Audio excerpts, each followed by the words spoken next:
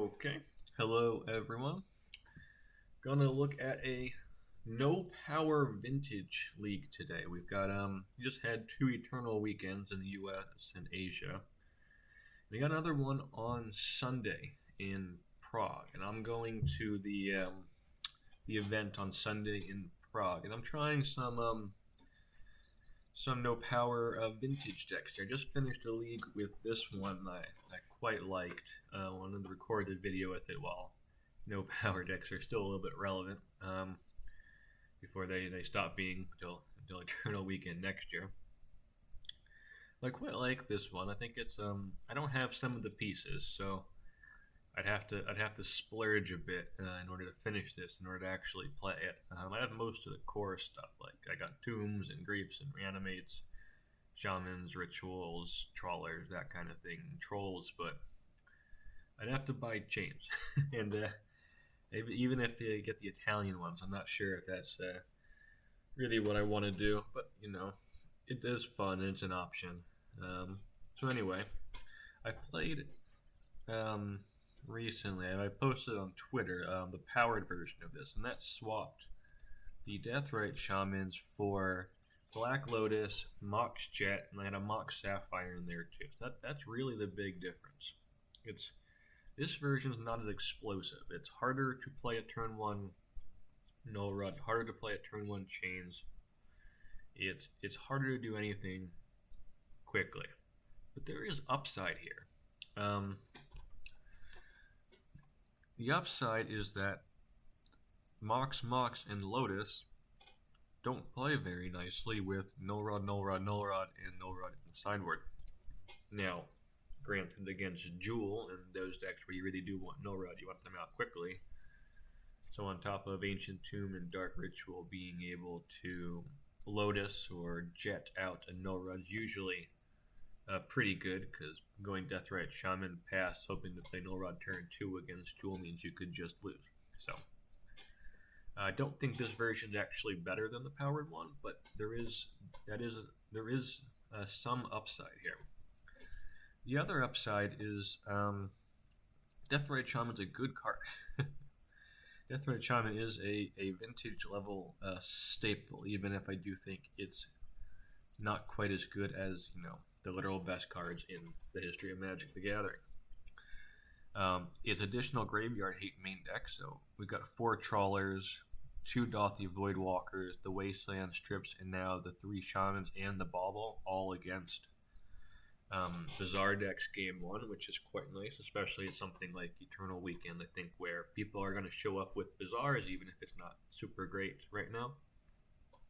Having these tools main deck is very nice. And that's really the big difference here. A lot of the stuff's the same as in my other version, but in case you haven't seen that one, just to reiterate, we've got the powerful Scam package here with Grief and Reanimate. We have Chains of Mephistopheles, which is really what the deck's based around. Jewel's a very good deck in the meta, and if you're going to build a mono black deck, in my opinion, the prison pieces to build around to beat Jewel are Null Rod and Chains. And with the powered and no powered version of this one, we've had really good results against Jewel. These cards are good. They obviously have uses in other matchups. Luris draws a lot of cards. There are decks with artifacts. The Tinker Breach deck's one of the top decks right now, I'd say. Plays a good chunk of artifacts. And you might ask, Chains is fine, I get it. It's going to stop card draw, but they printed Orcish Bowmasters, right? Isn't that just better? And I really don't think so. One, it's way worse against Jewel. Jewel can play a ring, which doesn't let you ping them with Orc, and then they can draw a million cards and win that turn by going off. Chains will stop that. The other thing is, Orcish Bowmasters and the Luris Shell is a great card, but a lot of that is because you can recast the Orc with Luris. So like if you play an Orc, then your opponent orcs your Orc, you can play Luris and bring back your Orc working their Orc. But we can't play that game with this deck because we're not running Luris. So if we play an Orc and they Orc it, ours is just dead. So instead of playing a chains and that just sticks around and your opponent plays an orc that's awful against our, 4 or 5 massive, kind of stompy creatures, here. The one thing I will admit is if you play a Bogart Troll or exile their greater to the creature, or to crew a Bronco or something, they can orc the Trawler, so that is something to be aware of. But a lot of times against Laris, you do need the lands anyway, so Trawler just goes in as a land, but it is relevant. But anyway, I don't think without Laris you're as good at playing this orc subgame here. So I'd rather have the permanence of Chains. I don't think Chains is amazing against Laris. I think it's solid. It's, shuts down a lot of their card draw. It turns Frog into a looter. It will not win the game on its own, but it really levels the playing field. I like those two against Laris. I will bring in the third Chains against Jewel, which I think is where Chains really, really shines there. Or if for some reason you played against like Bizarre, I guess, Countervine. The rest of the deck is just kind of normal stuff. So the Broncos and the Barrogoyfs, the big thing here is that these are engines that aren't affected by chains. So Barrogoyf and Caustic Bronco with a chains in play work just fine. So the idea is to kind of stop your opponent, shut down engines, and then we get our advantage while we win with these guys here. I don't think Grief Reanimate needs any introduction. Shieldred's again just a very strong card. Great against Jewel, great against Laris. Opposition Agent's one that I think I should have had for this league, another one in the sideboard. I didn't because it is good against Doomsday, which I think we're a bit soft to, but Doomsday isn't played very much. Even though it's strong, it's just doesn't have a high play rate. It's kind of a niche deck, I think, at least to some extent. So you can just try and hope to dodge it. But I do think there's a case for a second, even potentially a third opposition agent in the sideboard, depending on the meta. The other thing that this deck's a bit soft to is top deck tutors into Tinker into Citadel. That's very hard to interact with. Really the only thing there is in this deck is the Vexing Bauble and the opposition agent. So having more ways of doing that sequence there would be nice, because if you're on the draw and you group them and they just go Mystical Tutor or Vamp or something, or Brainstorm their Tinker back on top of their library, they just go off next turn and you lose. So that's the gist of it, and I think I covered everything there. I really do. I think this is the heart of the deck here, the chains, and then the scam package, and then the engines. I think that's really the core. Some of the other stuff you can fiddle with. Feed the Swarm is for Oath. Feed the Swarm hits enchantments as well as creatures. So that's really our answer to Oath, which is why there's 4 of them in here, on top of the 2 long goodbyes for which come against Laris. Thoughtseize for the combo decks, Null Rod and Chains again, usually for Jewel, Leyline for Bizarre, and then I bring in Mind Break Traps on the draw against Jewel and against Mono White Initiative. I don't necessarily need them on the play, but it's if you disagree with that, let me know. Alright, let's get into it. Round 1 here.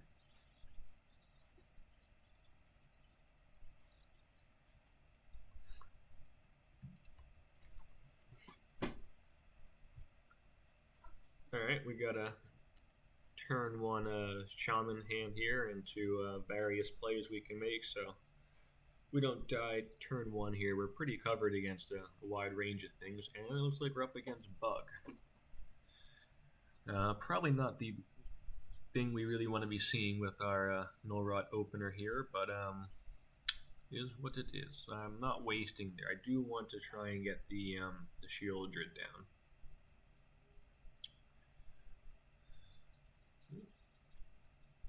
But the Death Rat Shaman makes that tricky. If we fetch and try and make some mana, they just exile it, and that doesn't pan out well for us.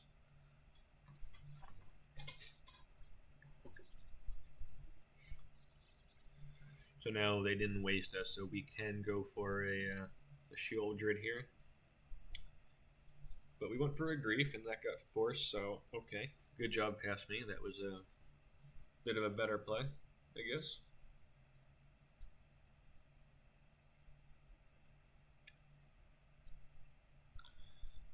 They're going to take out our Deathrite Shaman. A little bit on the back foot here, but we got the Barrow-Goyf. We have various things going on. Oh, and they got a second force. Alright, so what did they take here? Okay. And now they got a Frog. They got Deathrite Shaman and Frog against our nothing. But the Reanimate's obviously a nice draw there. That is a good one. And our cards are very powerful. Frog's an amazing magic card, probably the best creature that's legal in Legacy right now. So if you have the mana for it, Shieldred and Barrow-Goyf are not bad either. I just can't go into a Lura Shell. They cost a little more. So we can survive to that later game there and ramp these things out. We can compete here.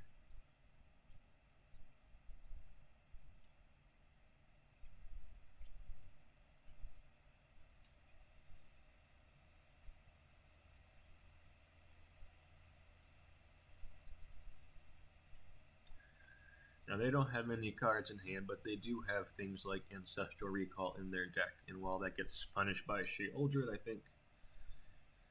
think that's the one we want to get down here. Doesn't do anything to us, changes completely one-sided in our deck.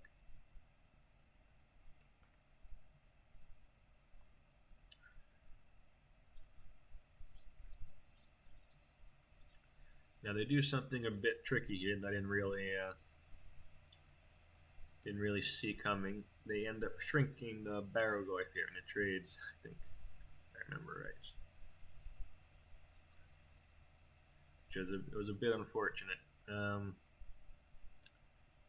now we've got Chains and Rod in play, but neither of these are particularly good. Now the Chains is doing something. Obviously doesn't let Frog draw cards, which is obviously is relevant.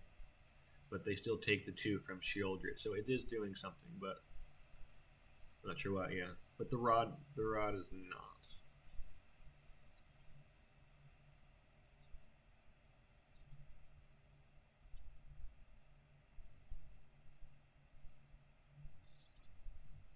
This was a very long game.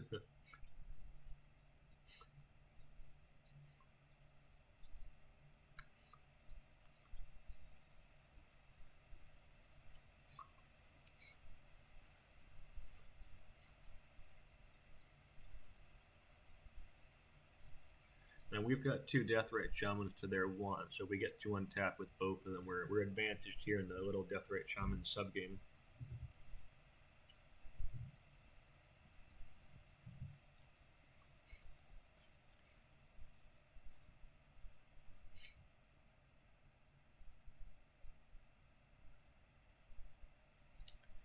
Yeah, well, that's the thing about Bug in this deck is sometimes you play against the decks not with the artifacts in game 1. These cards aren't amazing, but being able to hard cast Troll later in the game is really nice. That is a nice place to be, especially when they don't have a graveyard because of all the Deathrite Shaman stuff going on, and Troll can just block. So we got game 1. Let's check out game 2.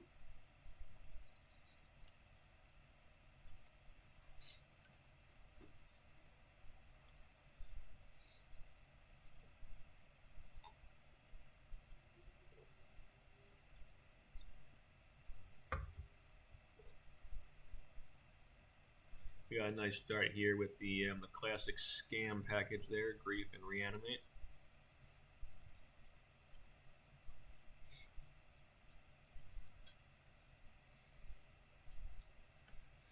One of the stronger things our deck can do early on there.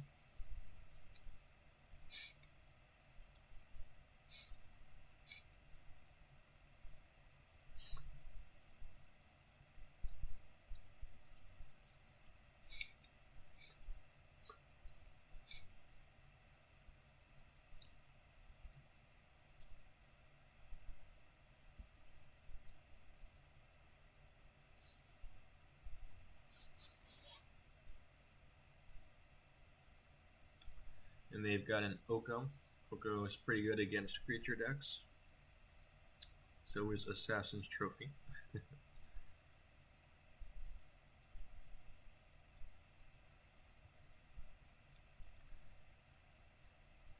But we were about to go and get our we had some options here. Long Goodbye to clear the Oko being a reasonable one. Start swinging in, but backed it up.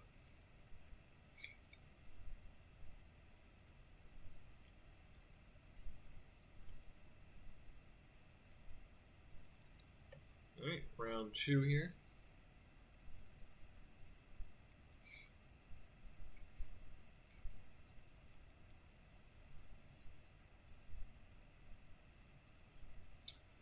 Strong start from our opponent there. Turn 1 Saga mocks like the old days.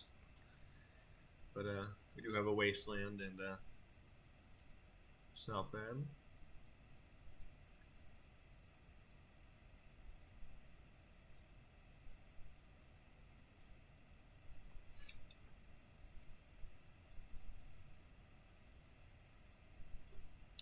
This is kind of my problem with Opposition Agent here. A lot of decks just, outside of a couple of tutors, really it's not stopping a ton.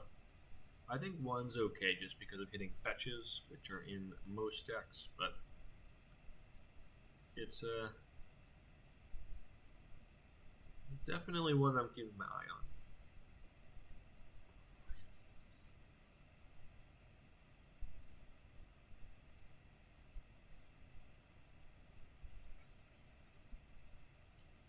And we're just getting demolished by PO here at this point. The Opposition Agent just not a reasonable hate card here.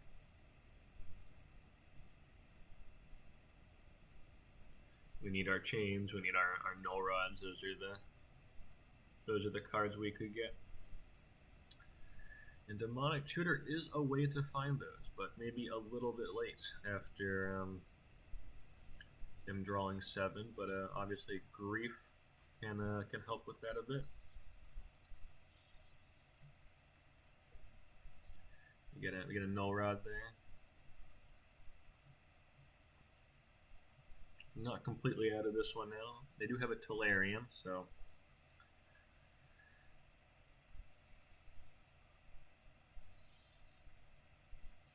and a cat. The game again.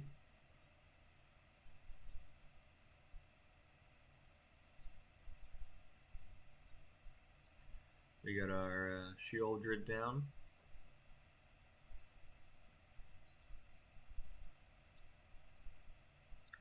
But yeah, Sheoldred just gonna get bounced. Time Vault.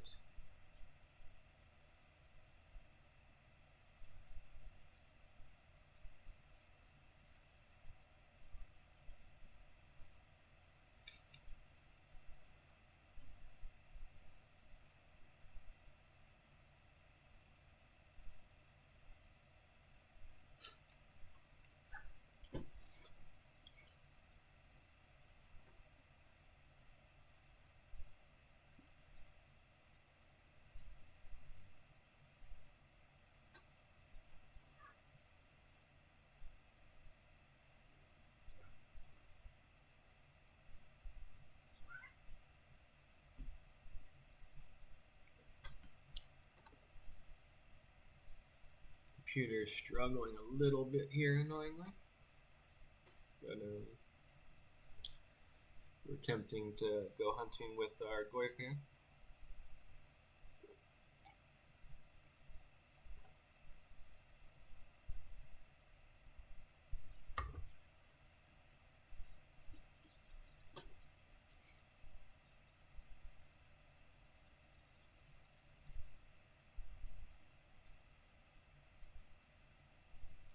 Yeah, we got game 1.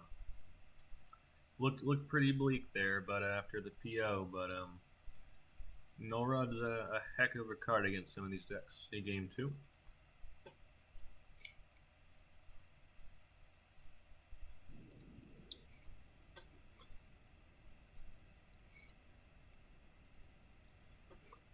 We do have a Null Rod Dark Ritual start here, which is pretty strong with chains. All these cards are good, but we're on the draw, and our opponent just went lots of stuff into PO on turn 1, which can be a problem. Into another PO. Into a Vexing Bubble. Into another PO. Into lots and lots and lots of very silly silliness.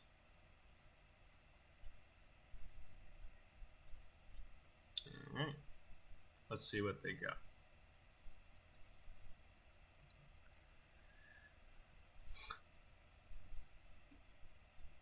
We can play our hate cards here, because they didn't, even though they played 3 PO, they didn't actually win the game, and we can play our Null Rod and our very late change of Mephistopheles here. That change would have been quite nice on the before all this. So they've got a Lurrus and we've got nothing, but we can strip mine that Academy. Oh, and now they got a Sago. It makes this harder.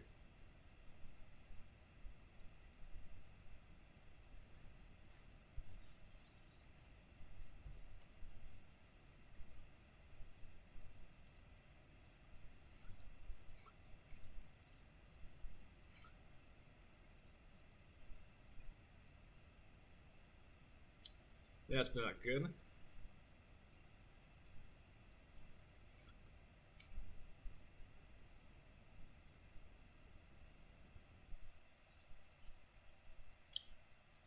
Their damage here from their crypts and their vaults are all offset by the Lurrus here, and presumably they went and got either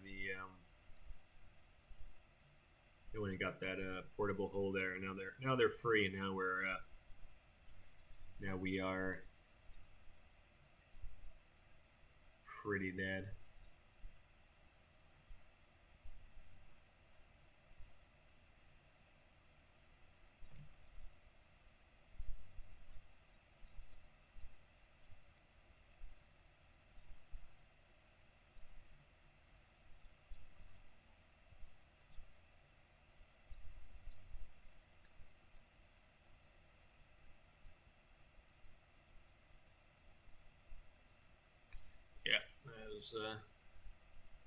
Yeah. All right, let's see how game 3 goes here against the Lurrus PO deck.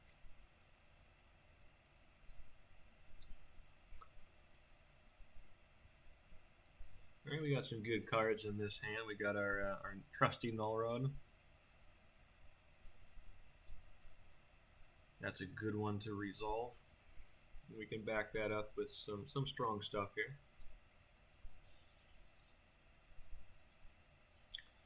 That is a good card, though. I think there's a case to play the second Null Rod here first, but getting some pressure on the board, really what I wanted. Now we can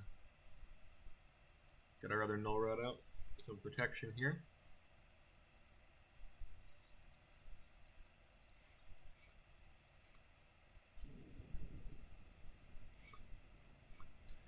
And they go for the portable hole on the Shaman, which is pretty reasonable, because they can always, when they have to get to PO, pick up the portable hole and take out our Null Rods.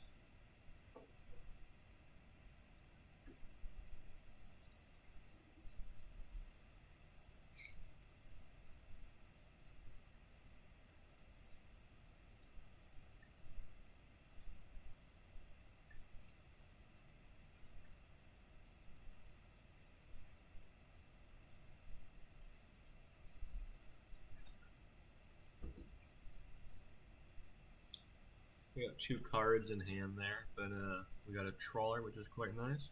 That was a big punt there. That is where I threw this game. Should have played it, cleared their graveyard. I just misclicked. Really bad misclick. And this turn I could have crewed the Bronco or swung for additional 3. They wouldn't have been able to dig through time. Things wouldn't be as bad as they are now. They're not even bad, but they, as you will see in the coming moments here, they get bad. that was a big mistake there. We're gonna put them to pretty low here.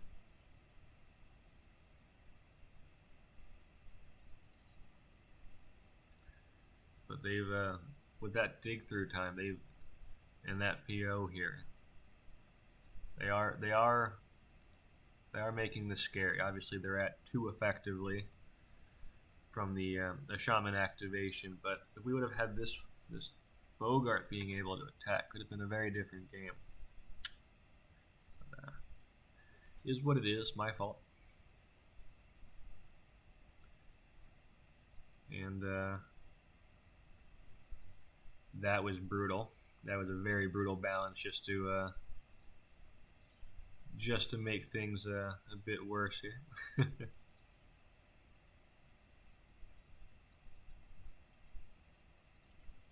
We're not completely dead. They're at 1 life, and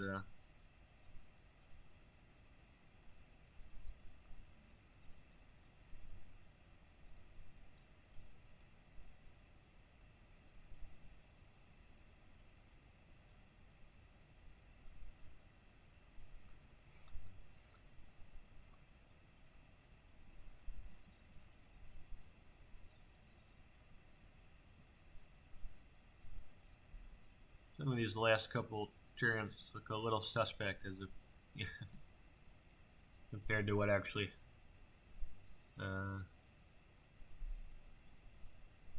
feel like something might be a little off on the replay, but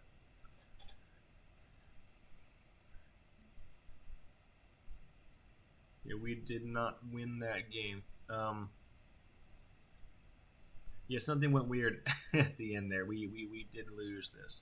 They won at 1 here.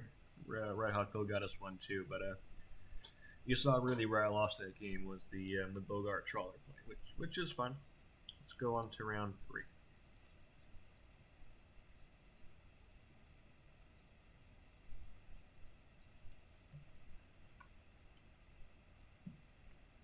Up against Masa Kitaro, who's along with Red Hot Phil, one of the top trophy leaderboard people, who's usually on Jewel. Played them a couple times now, so pretty happy with that early change here.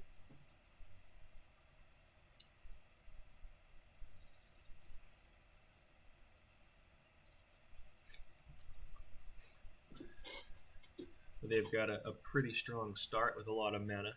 Obviously, Change is good against them, but they have a Karn, and Change does not do anything against Karn, and they catch Argentum Masticore, which can blow up the Change. So that's not ideal for us. And we don't have any pressure, so just hoping they don't have a land to activate their key, and they don't. They got a little lucky there.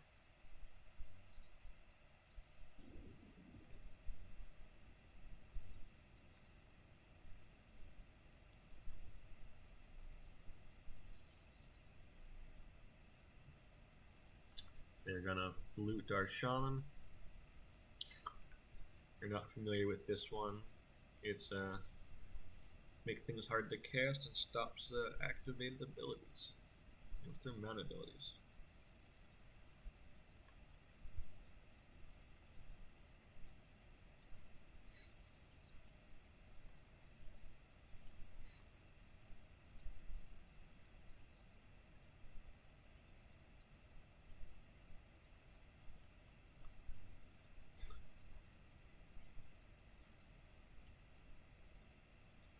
Crewing our Bronco, we'll take 1 from the Bauble Reveal, trading with Flute, which unlocks our Deathrite Shaman.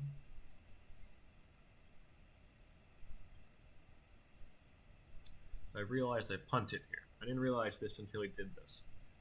The Bogart Trawler exiling the Lotus lets Karn get the mana, the Lotus from exile, in order to get Vault Key. But they can't win yet because they don't actually have any additional mana to use the vault key, but now they do, and we're dead. Go to game 2.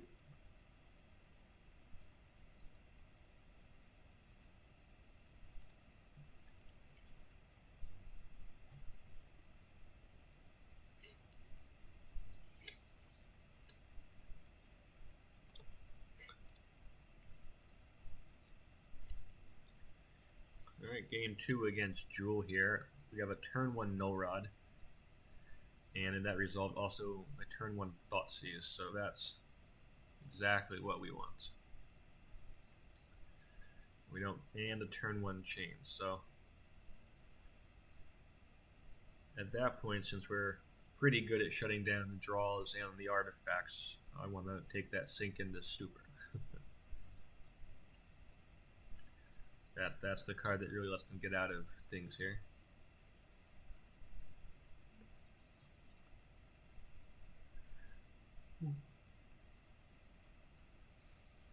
That mana package does not let them actually activate the Saga.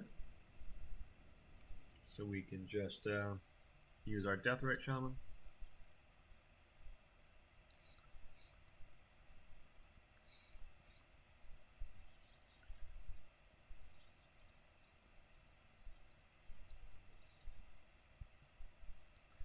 Now, I probably should not have taken that because that's an enchantment, so that shrunk our Barrowglyph. I could have taken the Verdant Catacombs, but oh well.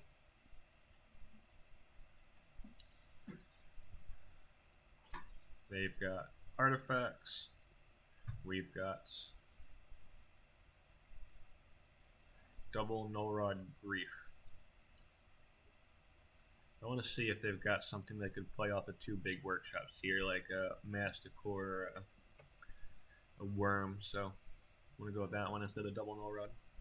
Alright, let's go to game 3.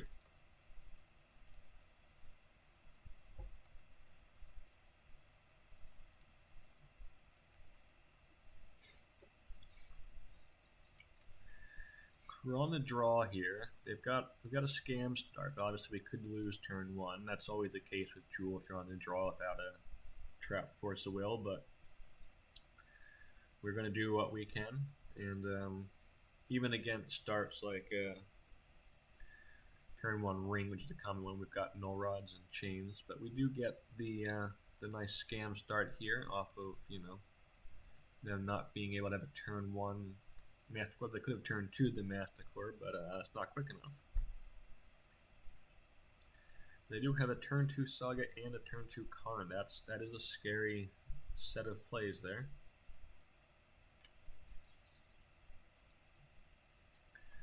At this point, we're just trying to go to face and trying to win off the Shieldred and Griefs.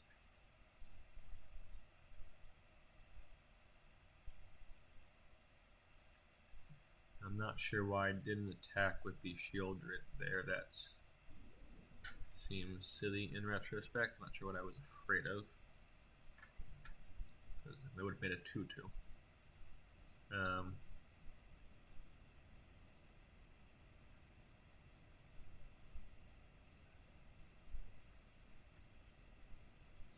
But they're taking a lot of damage. They're taking pings from the Mana Vault. They're taking 2 from the Shieldred, and they have Vault Key here.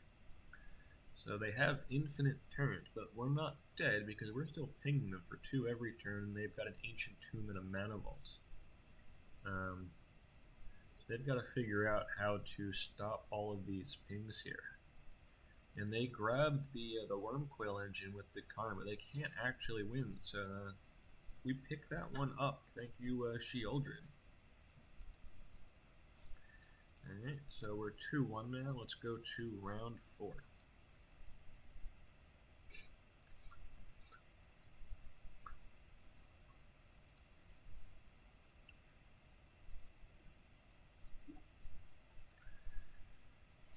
Alright, Saga.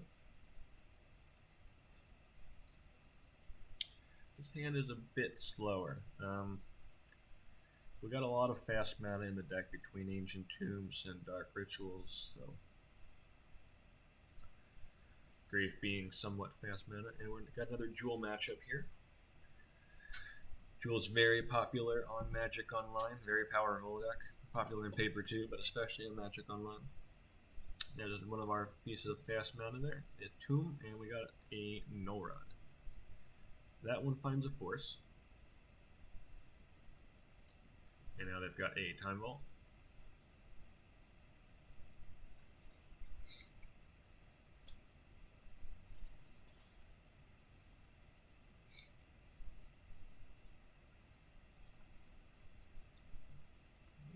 Take that outcome and try and stop them from tinkering here to find the other key, find the key. This the opposition does almost nothing in this matchup, but it does stop tinkering. So I'll take it.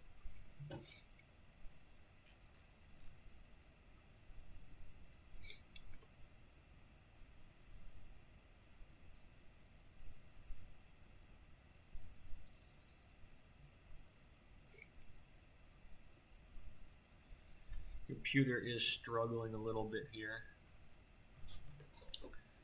Come on, little guy.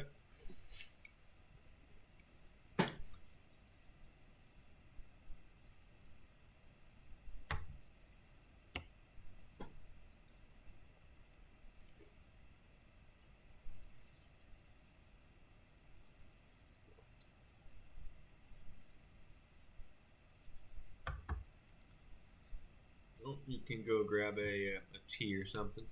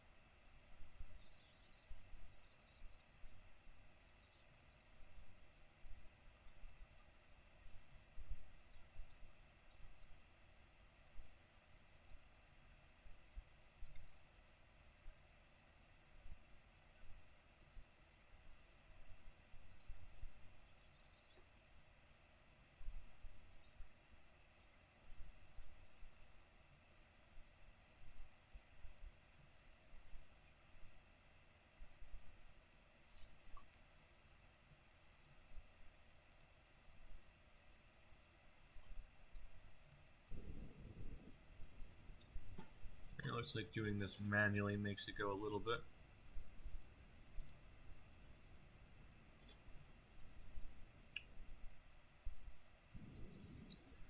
And now they've got a Jewel, so we don't have our Children in play. We're one turn away from that one, and it didn't even matter because they had the bounce with the sink. Now we've got our Children.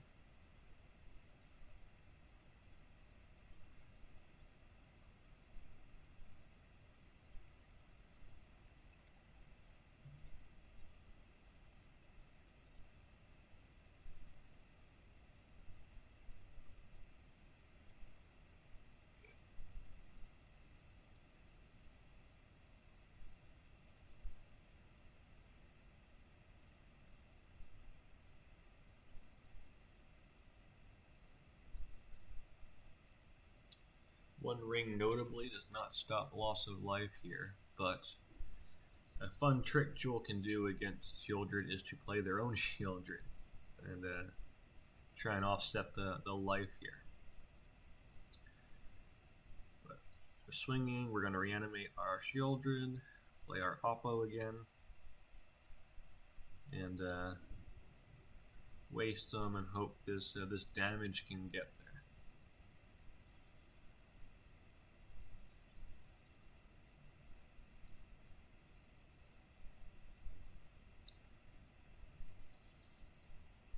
Unfortunately, they found a Might Stone and a Weak Stone, and that causes a lot of problems for us here.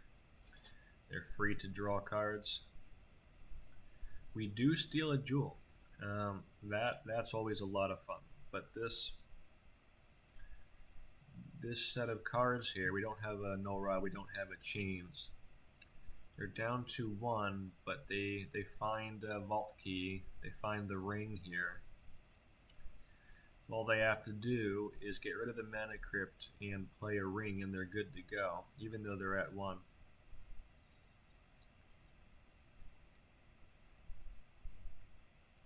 They're bouncing their own crypt and then playing a ring, and we're dead. That was very close. Alright. Game 2.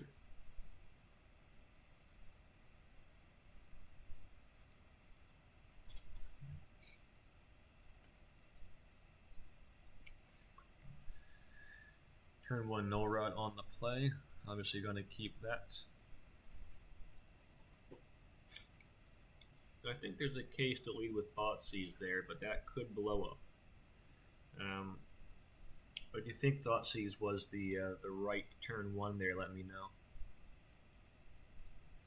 Just trying to restrict mana here. Do have another tomb. Trying to get a little pressure on board.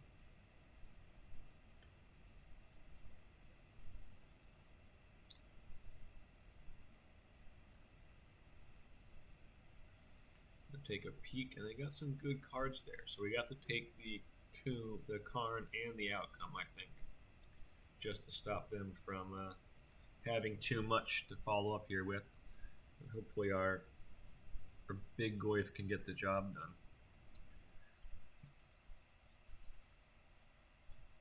The theme of the swarms are still in here because a lot of times Jewel will bring in Argentum, Masticore, or Worm, and I like having some removal for them. Argentum Masticore in particular is a problem for us. We've got ways of dealing with the worm. We can grief reanimate it. We can trade with a Barrogoyf, trade with a Sheoldred, that kind of thing. But you know, the Masticore can be pretty scary.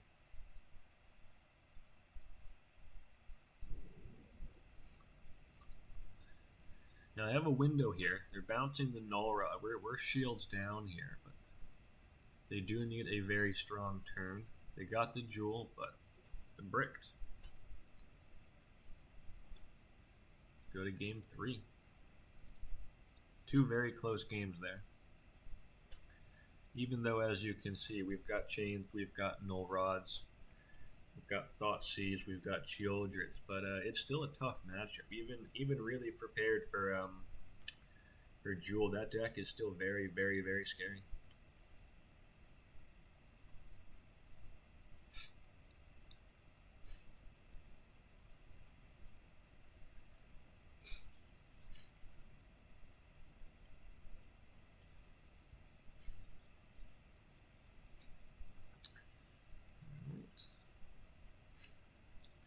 Their hand's a bit slower and a bit reactive here. I think they're scared of some of our hate pieces, so we're able to take our time a little bit.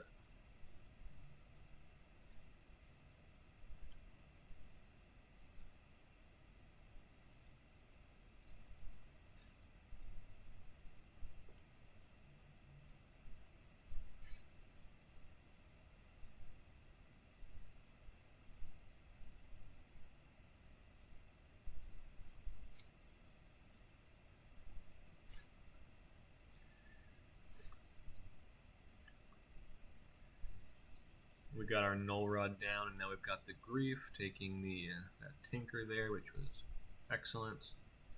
Obviously, that could have been a big problem for us. Now we can start pinging them. We can attack with Grief, and they've got 2 tombs, so that's a painful mana base there. We do have to get them down low enough.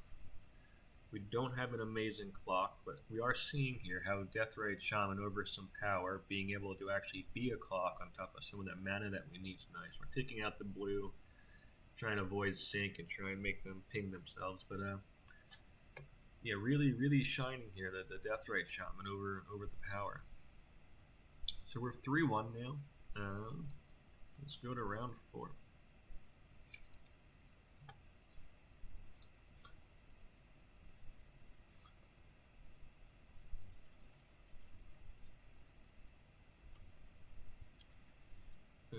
That's a reasonable hand against a good chunk of decks.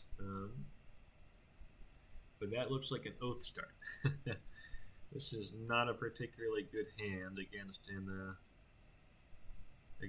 Oath deck.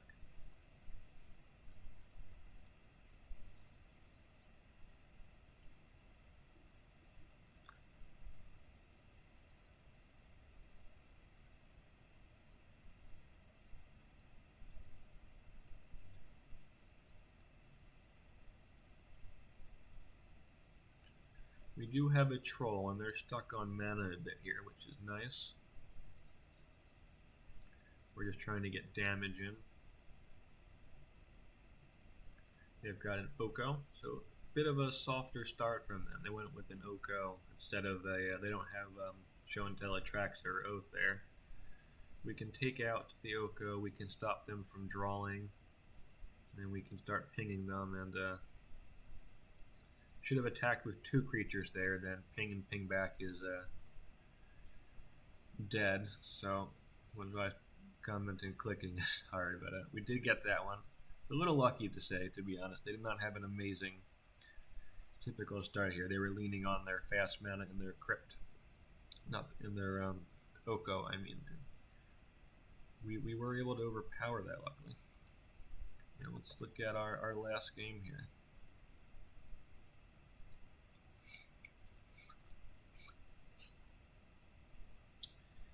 Alright, we've got not an amazing start here, but we do have Thoughtseize and Reanimate, which if they have an Atraxa can be really strong.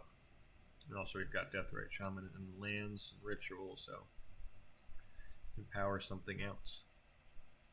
They've got a turn 1 Oath, that is scary. But they do have an Atraxa, and we get to nab it. Now, this presents a bit of a conundrum, because if we reanimate Atraxa, there's a good chance we lose unless we find one of our 4 Feed the Swarm. So really what you want to do is reanimate Atraxa and then find a Feed the Swarm and then cast it. So I'm trying to judge how long I wait. I had to wait a little bit and then pull the trigger here. I don't want to finding more ways of stopping us. Take that Force of Will that we knew about, and we do find that Feed the Swarm, and that's it. So overall there, the Feed the Swarm blows up the Oath, and then we take some stuff. We can cast the Shieldred and the Feed the Swarm at the same turn here. It's looking good for us. And they've got Mox, Emerald, Show and Tell, so very nice. Yeah, overall 4-1 there with the deck, and my last try with the powered version was also a 4-1. So pretty happy with the overall shell. Again, the Deathrite Shamans I think are quite good. It's obviously a very strong card, and I think leaning on Deathrite Shaman instead of being a bit faster with the Lotus and with the